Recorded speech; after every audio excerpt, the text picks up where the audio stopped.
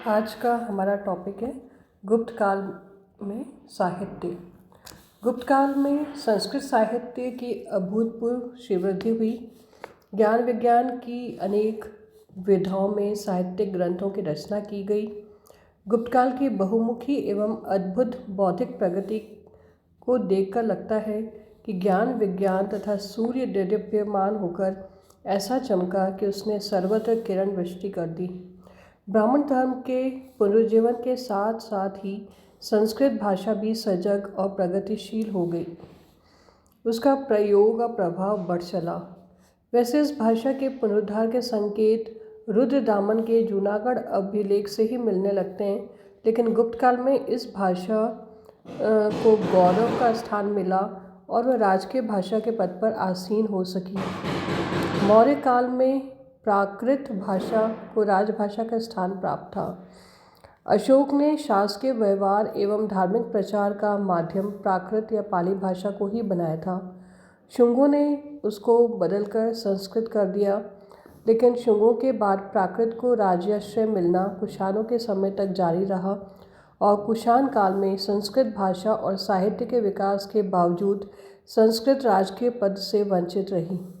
गुप्त काल के अभिलेख ललित और काव्यमय संस्कृत में लिखे हुए हैं। सिखों तक के ऊपर संस्कृत के छंदोबद्ध लेख अंकित हैं। यहाँ तक कि बौद्ध और जैन विद्वान भी, जो प्राकृत के बड़े समर्थक थे, संस्कृत के वैभव और सौंदर्य को स्वीकार कर अपने ग्रंथों की रचना संस्कृत में करने लगे। पुराणों और महाकाव्यों रामायण तथा महाभारत को अपने अंतिम रूप में गुप्त काल में तैयार किया गया। मनुस्मृति के बाद की प्रमुख स्मृतियाँ याज्ञवल्क्य स्मृति, नारद स्मृति, बृहस्पति स्मृति, कात्यायन स्मृति इसी काल की प्रतीत होती हैं। यद्यपि विद्वानों में इनकी तिथियों के प्रश्न पर मतैक्य नहीं है। कामंडक द्वारा रचित नीतिसार तथा वात्स्ययन का कामसूत्र भी गुप्त काल की रचनाएं हैं। विष्णु शर्मा द्वारा लिखित पंचतंत्र को भी गुप्त काल में रखा गया है। संस्कृत के प्रसिद्ध अमरकोश की रचना इसी काल की है और इसका रचयिता अमर सिंह संभवतः चंद्रगुप्त द्वितीय की राजसभा के 9 रत्नों में से था। चंद्रगौमी नामक बौद्ध भिक्षु ने चंद्र व्याकरण नामक ग्रंथ लिखा, जो बहुत लोकप्रिय हुआ। ईश्वर कृष्ण की प्रसिद्ध सांख्य कारिका भी गुप्त युग की रचना है। षड दर्शन, सांख्य, योग, न्याय, वैशेषिक, पूर्व एवं उत्तर मीमांसा से संबंधित बहुत से महत्वपूर्ण ग्रंथों की रचना इस काल में हुई। संस्कृत के कवियों एवं नाटककारों में सर्वोपरि एवं श्रेष्ठतम कालिदास को अधिकांश विद्वान गुप्त काल में रखते हैं और ये मानते हैं कि वे चंद्रगुप्त विक्रमादित्य के नवरत्नों के चूड़ामणि थे। कालिदास ने 4 काव्यों ऋतुसंहार, मेघदूत, रघुवंश और कुमार संभव तथा 3 नाटकों मालविकाग्निमित्र, विक्रमोर्वशीयम तथा अभिज्ञान शकुंतलम की रचना की। इनमें से अभिज्ञान शकुंतलम संस्कृत साहित्य की ही नहीं, विश्व साहित्य की श्रेष्ठतम कृतियों में से एक है। इसका कथानक महाभारत से लिया गया है और इसमें हस्तिनापुर के महाराजा दुष्यंत तथा शकुंतला के प्रेम, वियोग तथा पुनर्मिलन की कथा का निरूपण है। इसमें मानवीय संवेदनाओं का अद्वितीय चित्रण है। विशाखदत्त ने इस काल में 2 नाटकों की रचना की, मुद्रा राक्षस और देवी चंद्रगुप्तम। एक अन्य प्रसिद्ध नाटक शूद्रक का मृच्छकटिकम है।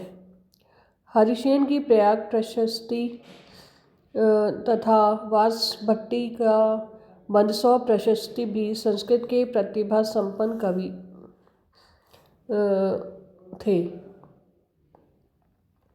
गणित और ज्योतिष के क्षेत्र में भी इस काल में बड़े बड़े विद्वान हुए, जैसे आर्यभट्ट, वराहमिहिर, ब्रह्मगुप्त तथा भास्कर प्रथम आदि।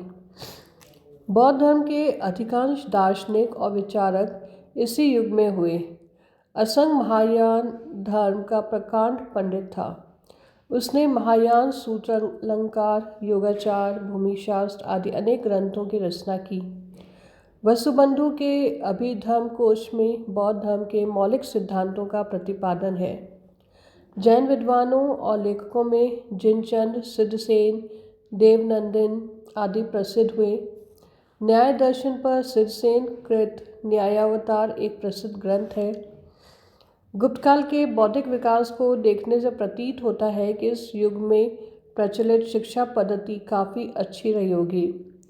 इस शिक्षा पद्धति का विस्तृत विवरण हमारे पास उपलब्ध नहीं है, कुछ संकेत अवश्य मिलते हैं। अभिलेखों के अनुसार शिक्षकों को आचार्य तथा उपाध्याय कहते थे और जब तब विद्वान ब्राह्मणों को भट्ट की उपाधि दी जाती थी। विद्वान ब्राह्मणों एवं शिक्षकों को राज्य की ओर से गांव दान में दिए जाते थे, जिन्हें अग्रहार कहा जाता था। ये अग्रहार शिक्षा के केंद्र होते थे, जहाँ दूर दूर से विद्यार्थी पढ़ने आते थे। अध्ययन के विषयों में 14 विद्याएं प्रामाणिक मानी जाती थीं। इन 14 विद्याओं के अंतर्गत 4 वेद, 6 वेदांग, पुराण, मीमांसा, न्याय और धर्मशास्त्र की गणना की जाती थी।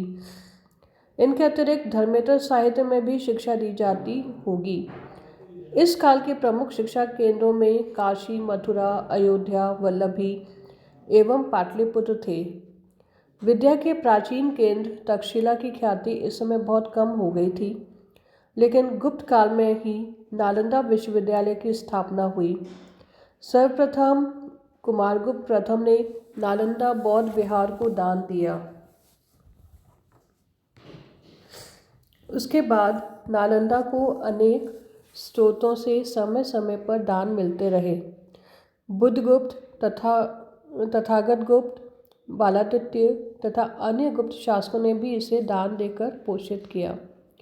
नालंदा विश्वविद्यापीठ में अनेक विषय पढ़ाए जाते थे और धीरे धीरे इसकी प्रसिद्धि इतनी बढ़ी कि दूर दूर से देश और विदेश के विद्यार्थी वहाँ पहुँचने लगे। 5वीं शताब्दी के अंत तक यह एक प्रसिद्ध विश्वविद्यालय बन चुका था। ये था गुप्तकालीन साहित्य। धन्यवाद।